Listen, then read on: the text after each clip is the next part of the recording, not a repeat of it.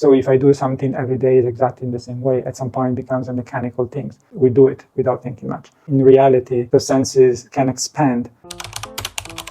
Hello everyone. Today I'm going to introduce some of the fundamental aspects related to phenomenology. Phenomenology is a branch of philosophy which deals with the human perception. The human perception being what we sense with our senses. And what are the senses? The senses are traditionally considered touch, seeing, hearing, smell, and taste. Obviously, this is culturally related. So to say that people that live in different contexts, environmental contexts and the geographical context, climate context, they have a different sensitivity to different parts of their body, and they develop a more specific sensibility to a way of perceiving the environment. So we refer to the five senses for simplicity, but in reality, this is more complex because I have to deal with the cultural and environmental and geographical specificity. Well, so going back to phenomenology, the idea behind the research in phenomenology is disentangle what are the way we perceive the world around us and how the senses connect us with the understanding of the thinking, of the knowledge which we make of the environment we live in. I try to make an example for something which is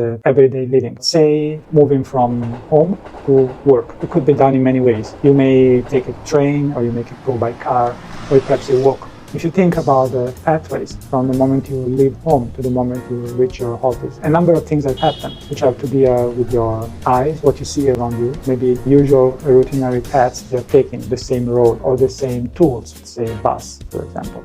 Or eventually the same things you do, you stop at a shop to buy a coffee or a tea. And eventually to other sort of inputs that you get, some sounds that you're familiar with. If you enter the subway, there are some sounds related to the gates, or the opening and closing of the door. And other things could be, for example, if you are across streets and roads where there are shops that are selling food, beverages, you may smell some of those on a daily basis. Another thing can be also the perception of tactility, something that you touch every day, say a handrail, or if you drive your own car, or hold on your bag. Also, if you have friends, if you're crossing every day, you shake hands, or anything that to deal with touching other objects. These routines and this way of perceiving the environment are all part of the research in phenomenology. How we understand our environment and the way we live through our senses. Obviously, these have nothing to do only with routines, with things that we do every day. We have to deal also with exceptional events, things we do only once in life, some accident or some new event, something out of the routinary of the pathway.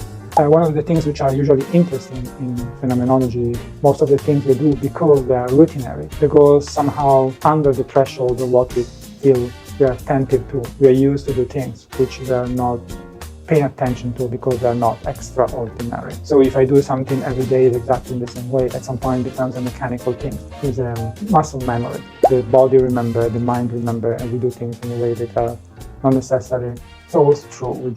We do it without thinking much. Usually we start to notice that something that out of the ordinary path when something extraordinary happens. The founding father of this branch of philosophy called phenomenology was Edmund Husserl, and was a philosopher from the early 20th century. He took steps from two psychologists mainly, which was very relevant from the late 19th century, Franz Brentano and William James. After Edmund Husserl, the modern phenomenology moved to other thinkers as Maurice Merleau-Ponty and Martin Heidegger, not to mention many others equally important like Henri Bergson, Jacques Derrida, Bernard Waldenfels, etc., etc. Phenomenology is not a branch only of the Western philosophy. Tradition is also in the East. Specifically, Kyoto School of Philosophy, Kitaro Nishida brought in his knowledge of Western phenomenology and emerged it with the Eastern thinking. Other important thinkers in the East were Yasuo Wasa, Tetsuro Watsuji, which were not phenomenologists per se, were historians or researching in religions, but they were crossing paths with phenomenology many times. The contemporary phenomenology, which comes from the tradition of the West, is sometimes called feminist phenomenology, as Donna Haraway, Judith Butler, Lucia Rigare, Giulia Kristeva. But there are many more equally interesting, which have changed also the way we think phenomenology because of the change in our society. This is in a nutshell what phenomenology is about, and what are the historical starting points, and what are the actual people that are thinking of phenomenology. If you have any questions about phenomenology, you're interested in some specific author and thinker, please leave a comment. I will be happy to follow up.